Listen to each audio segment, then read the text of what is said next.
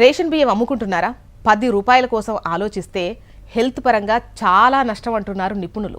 మన దేశంలో కేంద్ర రాష్ట్ర ప్రభుత్వాలు బీపీఎల్ కుటుంబాలకు ఆహార భద్రత కల్పించడం కోసం చాలా తక్కువ ధరకు ప్రతి నెల రేషన్ బియ్యాన్ని అందిస్తోన్న విషయం మనందరికీ తెలిసిందే.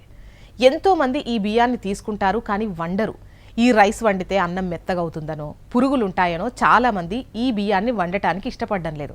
అలాంటి వారికి తాజాగా నిపుణులు ఈ బియ్యం ప్రయోజనాలేంటో చెప్పారు. ప్రభుత్వం తెల్ల రేషన్ కార్డుదారులకు అందించే ఫోర్టిఫైడ్ రైస్లో ఎన్నో పోషకాలుంటాయని ఇటీవలే ఇన్స్టిట్యూట్ ఆఫ్ న్యూట్రిషన్ తెలిపింది. ఈ బియ్యంలో అదనంగా zinc, vitamin A, thiamine, riboflavin, niacin, vitamin B6 పోషకాలు కలుపుతారు.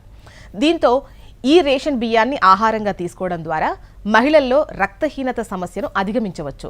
అదేవిధంగా చిన్నపిల్లల్లో రోగ నిరోధక శక్తి పెరుగుతుంది. చాలామంది